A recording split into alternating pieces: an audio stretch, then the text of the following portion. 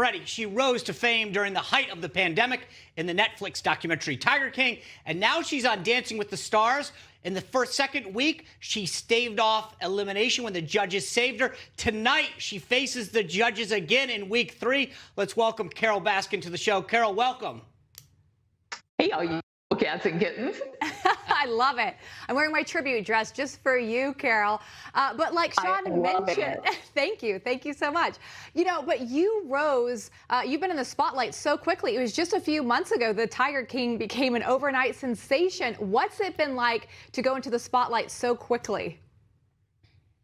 It's been absolutely crazy. I just even begin to tell you how it has flipped our entire world on its head because of negative portrayal in Tiger and people having such our reaction to me sanctuaries that I've never experienced before. Yeah. You know, Carole, when I started the show, they had me with the worst odds. I think you and I share that in common.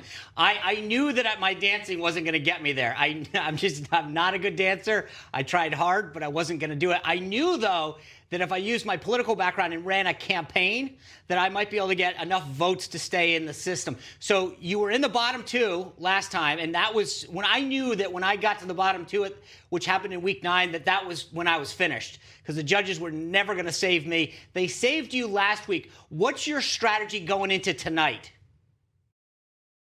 I felt confident that I could make it through the first elimination, but my husband looked at the rest of the talent and he was like, I don't think you have a chance. Well, it's the fan votes. It's the fan. I know Bobby Bones has been having your back there. He like you and I wasn't getting the big, necessarily the best answers. But I think, you got to figure out how to get those voters engaged. We're certainly reaching out to our fan base, and we have an amazing base that is used to voting for us. And so I'm really hoping that they're going to be able to pull me up from the bottom. They got to come in for you tonight. Yeah. Well, the last 2 weeks we've seen you in these cat themes. What are you wearing tonight? And what are you dancing to? And what are you dancing? I haven't seen the outfit, but I'm told it's something like a onesie. Oh. Cat's pajamas. And we will be dancing to Circle of Life from the King. Oh, I love it. That's going to be so much fun. Has it been difficult to do all this in a COVID environment? I got to do it last year. We all got to interact. It was really a family kind of thing. But it obviously seems like you guys have to do a lot of that social distancing.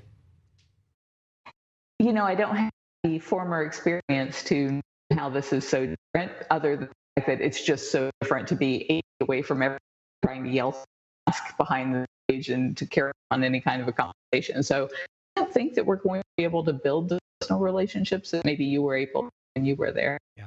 Carole, can I ask you a question? I know it came up in a press briefing. Luckily, it wasn't one of mine. But Don Jr. developed a relationship or something with Joe Exotic, and the president has now said that he's considering a pardon. Joe apparently has written to him asking for a pardon. Would that bug you if he got a pardon, a presidential pardon? Well, of course, because I've been trying for decades to get somebody to kill me, and finally resorted to people to kill me. So having him back out on the streets was really frightening. But in his case, they only caught the last one of all of the people go up against that are abusing animals. So I'm always on high alert. Yeah. I'm sure he's super jealous of you right now on Dancing with the Stars. He's probably just thinking, what's happening? But I got to ask you, talk about trying to get votes tonight. We hope that you get them tonight. I know that the family of your late husband actually came out with a campaign themselves, a ad telling people not to vote for you. And then they just came out with a defamation lawsuit against you. Has that impacted you in any way, do you think? Well, the best thing that can come of all of this is somebody comes forward and has information about Don, because nothing would make me happy to be able to clear my name. And whatever information anybody has is surely going to do that. Do you think now that your name has been out there more than ever, like we mentioned, you really rose to fandom so quickly, have more people come out with information about him? Not to me. I haven't heard anything as far as anybody, if they had any more information. All right, Carole Baskin, it's text Carole to 21523. That's right. So I haven't forgotten my campaign roots there.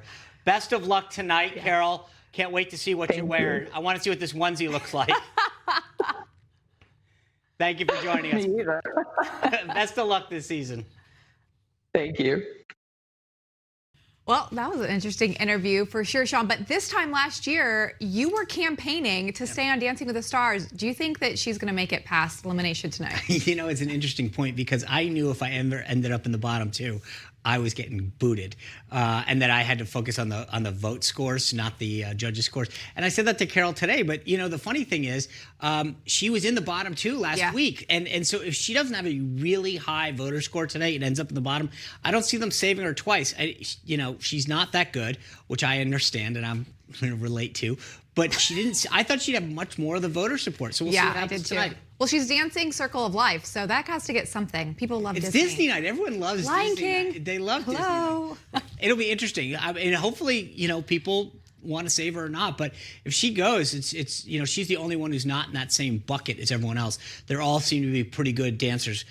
Last year, there was a few of us at the bottom, so I had a little bit of room to go. All right, well, we'll see how she does tonight. A huge show for you tomorrow. Senator Rob Portman of Ohio, he's going to discuss how presidential candidates prepare for debates as we get ready for the first debate. He has played several sparring partners in past cycles. Let's see what his advice is tonight. Then Congressman Lee Zeldin will also join us talking about the Supreme Court. Plus, later this week, Congressman Tom Massey, Congressman Michael Waltz, and candidate from Pennsylvania, Sean Parnell, will all be here. And don't forget, multi-platinum music star Sarah Evans is going to join us. Thanks a lot for starting your week with us. All right, it's going to be a jam-packed week. That's our show. Greg Kelly-Port is up next. All right, thanks for being part of our company. Look forward to seeing you tomorrow.